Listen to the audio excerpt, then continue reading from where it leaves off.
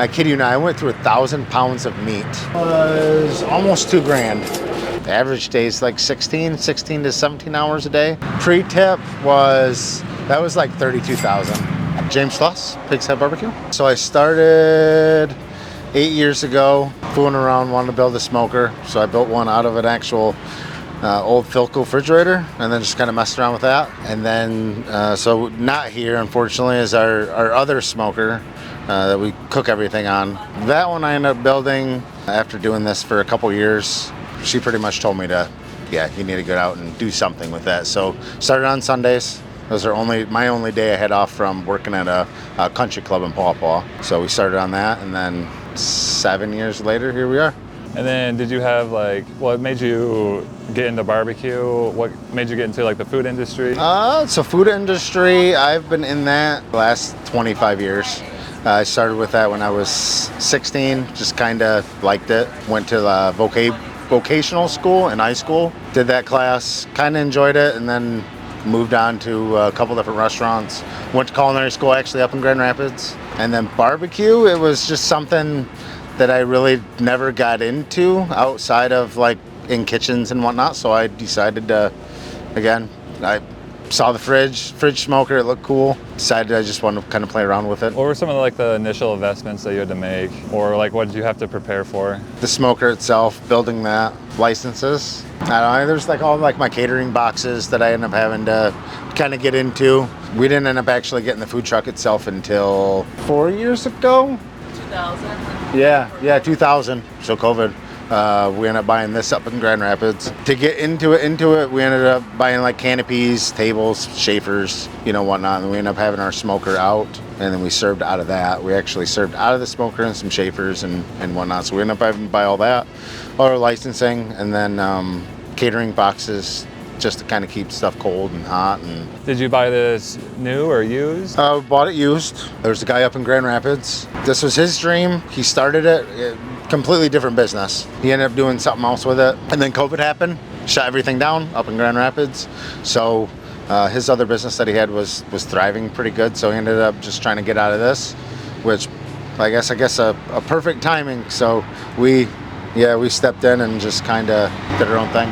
And then can you tell us about your menu and what makes you different than other people, or what people love about your menu? Most food trucks, I would say, keep it short and simple. Usually it's the best way anyway, I think, in anything. You end up going to barbecue, and barbecue's you got your staple meats, you got your staple size, and restaurant wise you got that everywhere. With us, we still got our staple meats, our brisket or pork or ribs, and then some type of poultry we do each week, and we kind of rotate. We do turkey, we do pulled chicken, we do half chickens, wings today. We do a couple different varieties of sausages, smoked links, and then also usually another side or another type of meat or two. This week's ham, but we do burnt ends and just a bunch of variety of different things. And then our sides, we have our staples, cornbread, mac, potatoes, our beans, and those pretty much never change. We always have those on our menu, but then we rotate stuff in. And I think for the most part, we're pretty fast.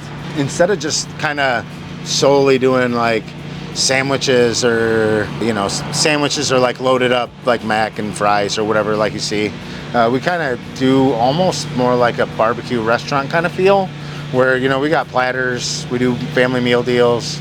We sell everything a la carte, pounds and half pounds, and same thing with our sides. Then we also do meals, and I don't know, makes it a little different than just doing sandwiches I see a lot of other places doing. What's your number one seller meat? Brisket would be number one, and then probably pork is right after that, unless I'm doing bacon candy, which is take the whole slab of bacon, smoke it. I do a double smoke on it, and then cube it and glaze it, and whatnot. That one's pretty. Yeah, I wish I had that week for you guys, because that was pretty delicious. That's her favorite meal too, or her favorite meat too. What about sides? I would say sides started off as mac is still top dog, and I would rotate our cheesy potatoes every other to every 3 weeks, and then now once my wife kind of joined me into this, cheesy potatoes have slowly become like, I'm not saying it's going to be top dog. Still Mac is supreme, but it's really close. Can you tell us a little bit about like events that you do, where you're like parked at right now? Like, how did you get into that? Started off in Gobles, again, only day I had off. And then it kind of like word of mouth and just asking people, hey, you know, can I go here? Can I go there? Or, you know, like asking city, like where can I set up? As far as like this spot, it was actually another food trucker. We were actually set up down the road about 2 miles at a different location. And there was another food trucker. He's like, hey, I've been setting up here in Otsego. Like, you should talk to the owner here and see if you can get set up here. And yeah, we've been here ever since, which is the last 3 years we've been setting up here. So but for the most part, it's like just kind of word of mouth on, do you know anybody? Do you know anywhere I can? Especially around here, because like up in Grand Rapids is so big that you can set up in multiple locations in Grand Rapids and never leave Grand Rapids. Whereas we're in Gobles, about 15 minutes away, population like 600 people. So we kind of got to drive around, bounce around different places, because you end up setting up in one location. Like you get one really good day, and then I guess if you end up trying to set up other, maybe you'd be okay. But I think just population-wise, it's not big enough to sustain in every single day, especially with barbecue. Right. Yeah, it's like a specialty thing, I guess, in a sense. Are you guys set up every single day? So we are set up. I'm usually only set up Thursday through Sunday. Like there's food truck rallies and whatnot like around here, and those usually are on Mondays. So we'll be like this week we're set up here again on Monday. We do a lot of catering, a lot of weddings. Like I'm booked out. I'm halfway booked out for next year already for weddings. After we're done here today, go back, start meets for tomorrow for a wedding for tomorrow. So yeah, a lot of catering too, a lot of like corporate catering. And what would you say is the split between like catering and like events or just being set up out here? I very much enjoy doing this because it's a lot of customer interaction, and I'm one that I like to talk. That's why she's in the window and I am not, because people would sit there for like the next 15 minutes. So I definitely love like customer. I love that aspect of it. But I will say like every day definitely has its challenges of you don't know. So, and especially with this, everything that I got is cooked ahead of time. I can't just grill up a hamburger, and if we don't sell 100 hamburgers today, well, I can still use that meat for tomorrow, right? Whereas with this, I'm sure there's some people that do, but we're very much on making sure everything's fresh daily. Everything's smoked daily. Well, started the day before, but everything's fresh. So with that, it has its challenges. I mean, I would say 9 out of 10 times that we set up, we usually sell out.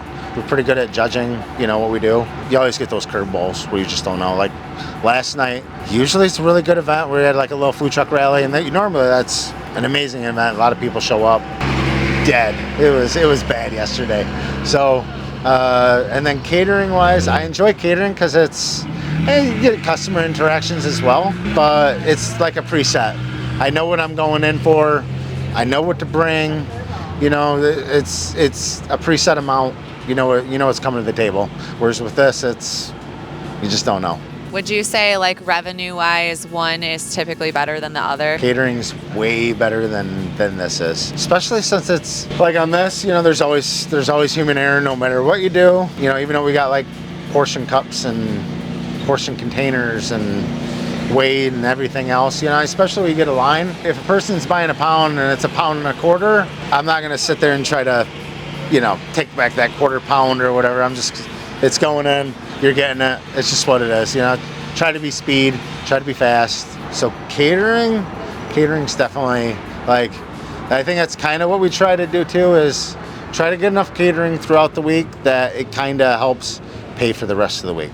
So that way we can do this at the same time. You talked about word of mouth. Is there any other advertising strategies that you use? So I use Facebook, and that's pretty much it. Like I should get on Twitter and all the other social media platforms. I mean, we got a website and we're on Google, but Google's kind of hard because we're not set up in one location. And they're very much about like, I've tried to get like different locations on Google itself, but it takes too long to try to switch everything up and whatnot. So mostly it's just Facebook. Some days I try to post every Monday if I can. Normally it's Tuesdays, so I'll post all our menu.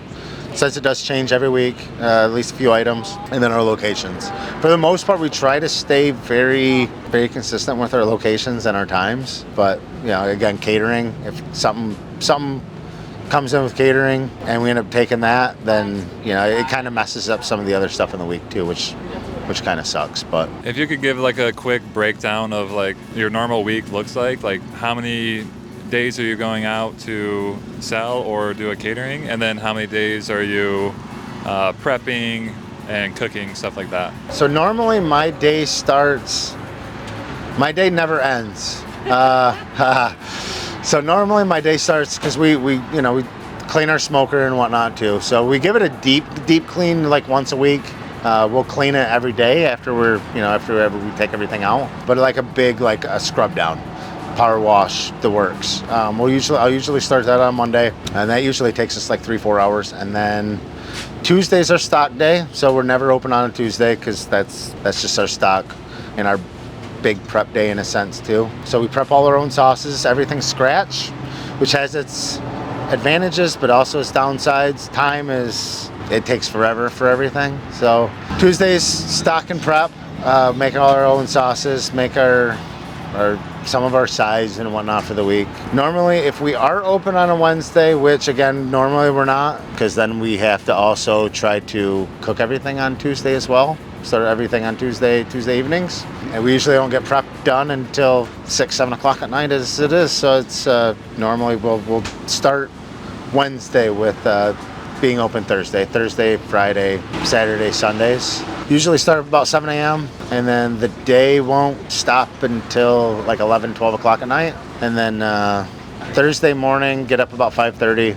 It's the same thing. It's 5:30. We do this, we set up, serve, and then we get back and meat goes on for the next day. So it's a never-ending beast that always needs to be fed. What are some positives that come with that, and what are some negatives that come with that? I really enjoy what I do, so I guess that's a huge positive.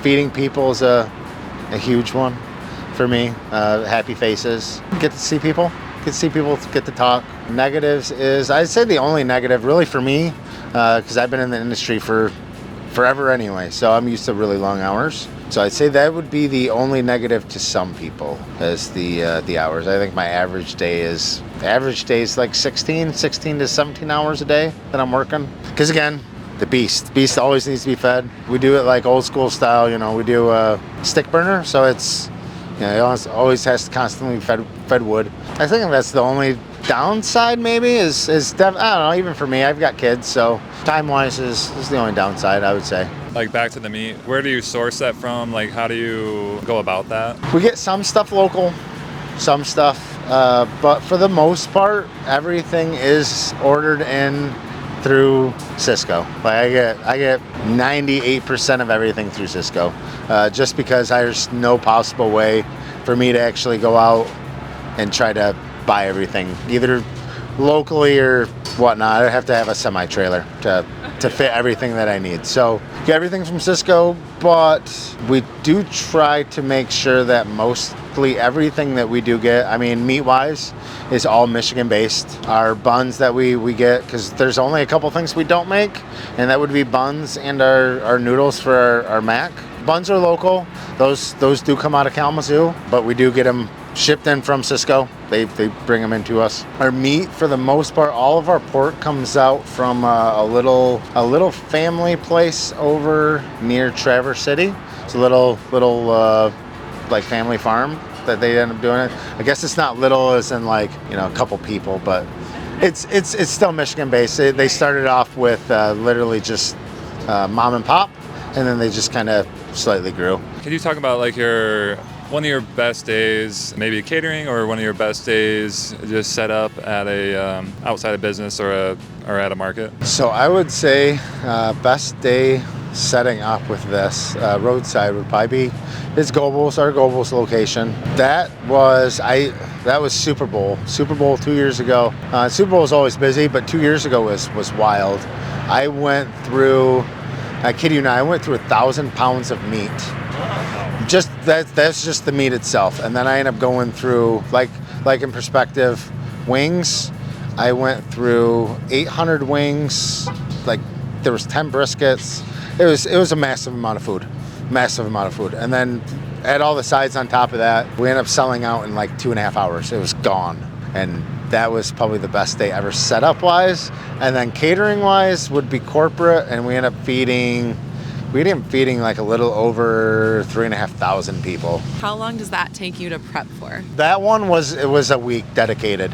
Yeah. That was a lot, because it was 3,500 people split between 3 shifts. 3 shifts, 2 days. Like one day was, well, it was 3 shifts over 2 days, but it was one day only had like 200 and something people. It was like a makeup day.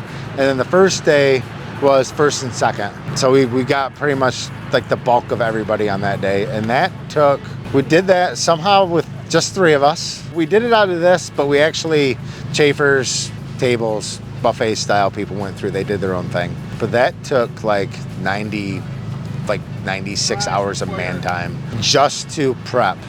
That was just prep alone. It was a ridiculous amount of food. I think we probably made on that day like close to, the Super Bowl setup day was pretty close to like 7,500. And then catering wise, pre-tip was like 32,000. So that was a pretty good day. Yeah, but a lot of man hours. Definitely a lot of stress on the catering wise.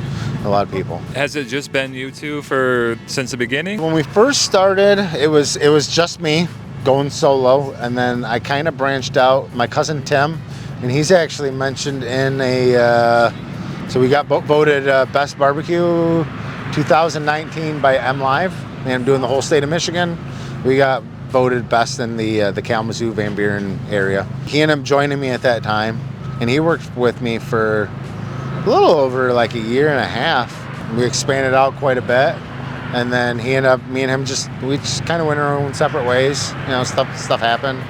And then my other cousin, which he very randomly still kind of helps out a little bit with, you know, if I got like big events, I'll call on him and he'll come in. You know, he still helps out.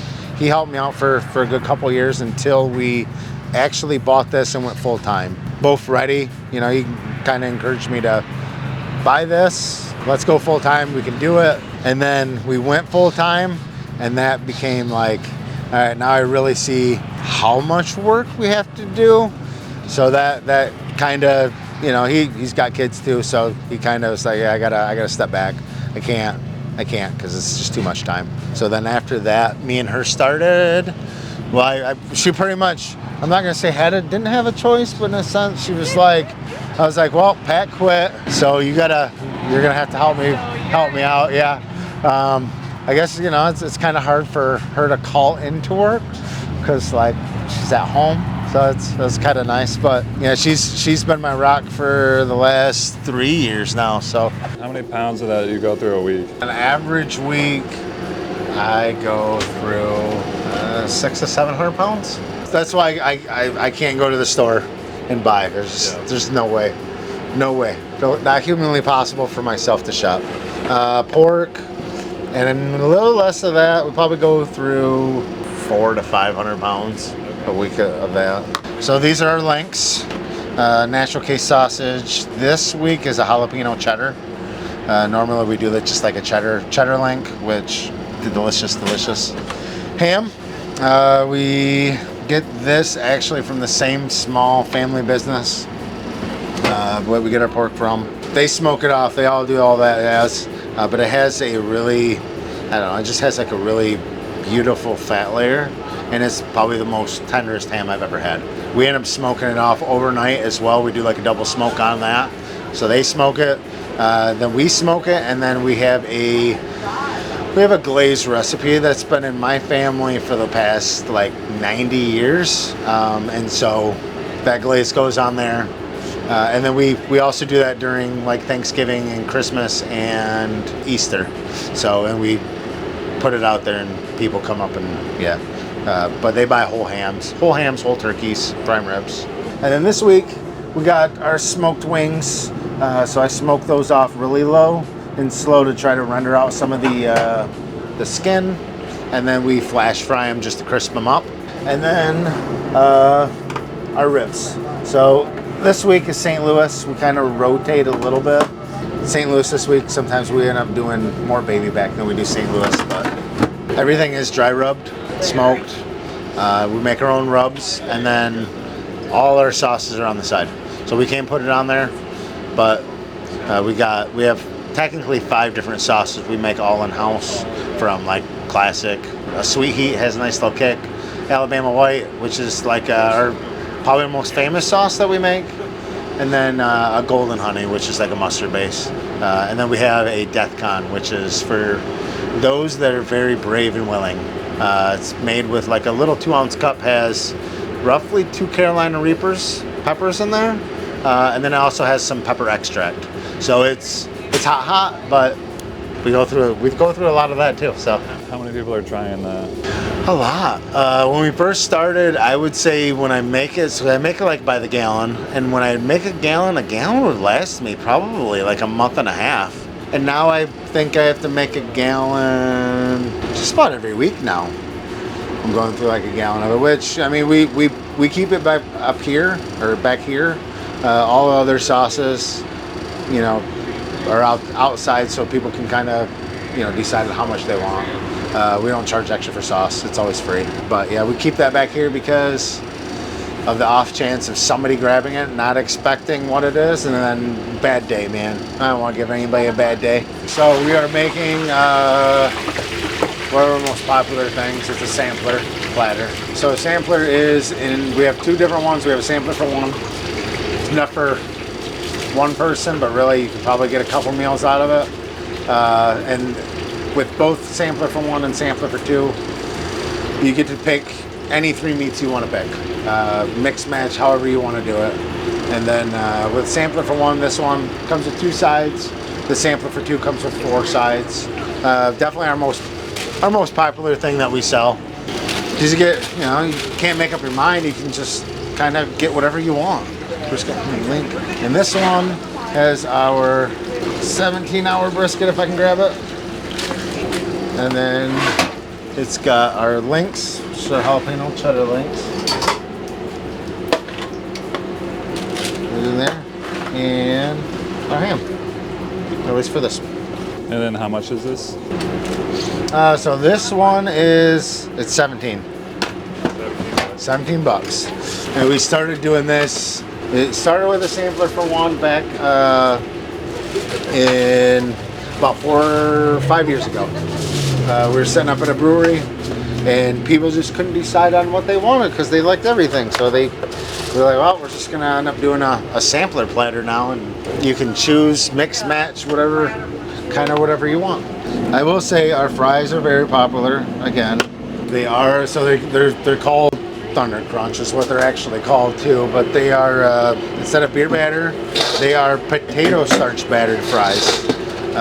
We have our own little spice blend that we put on our fries, and then they're fried in beef tallow.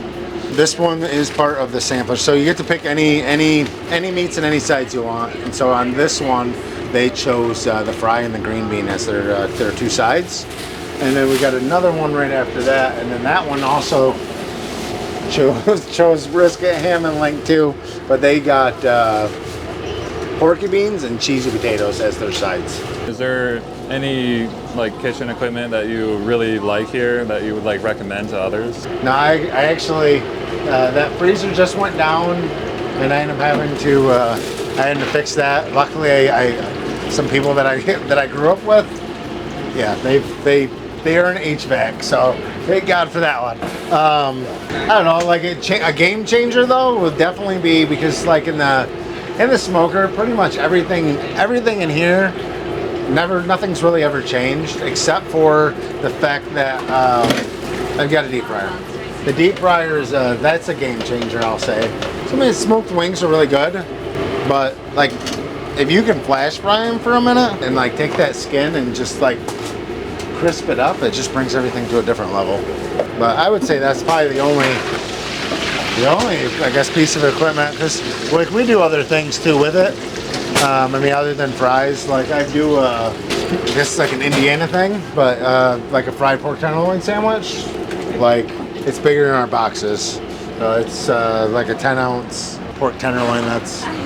We do that quite a bit. Like that freezer, how much did you have to pay to like get it repaired? Again, luckily I have an HVAC friend. He ended up having or recommending. So I gave him some cash, just the part. I think the part itself was only like $50 for a hard start, so it wasn't too crazy. This guy though, that one's new by about a month. So that one was almost $2,000. Originally I did the same thing this one went. I will say that running a food truck with generators, power going off and on constantly, it definitely takes a toll on all your equipment. So it's bouncing around in here, things wiggle loose or jolt, and so that's always something definitely to think about. Minus food expenses, what's like the most expensive, like repairs and new equipment, or like Gas. I usually, so I got a diesel truck and then I got gas for my generators. I say I probably spend around, well, gas and propane, if fuel in general just to run, make sure that you can't open. I don't know, I bet you I spend probably close to like $550 a week. Definitely my biggest expense, not other than food. And we do different desserts every day too, so every week. A lot of cobblers more than anything else, just because cobblers really go over well. I did do like some pretty wild desserts, but sometimes they just never really sold. So what percent of orders do you think get a dessert? I don't know, maybe it depends on the day. Honestly, hotter weather, desserts sell better, sell faster, which is weird, but like today so far, I think we've probably only done like maybe 3 or 4. But I will say maybe like 15%. What's the furthest that you've went? Gaylord is the furthest I've ever gone as far as event-wise. How far away is that? About 4 hours.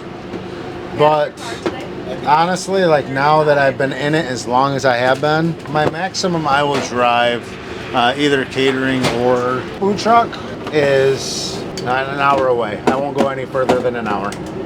So that's pretty much my max now, other than a possibly one going to Petoskey next year, just because my brother-in-law lives there and he really wants people to enjoy pretty much what we make. So is this what a typical Friday looks like?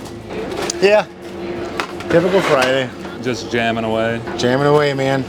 Typical location, honestly, not even just here, it's everywhere. Gobles is definitely our busiest day, being this. I don't know if it's just the fact that it's Sunday. Not very many restaurants are open on a Sunday, maybe, but it's kind of where we started, how we did it. So that's definitely our busiest. I will gauge anywhere that we set up, no matter how busy it is. Gobles is like 10 times as busy. So it's our busiest day. We go through 2 to 3 times the amount of food for tomorrow or Sunday than I will when I will today.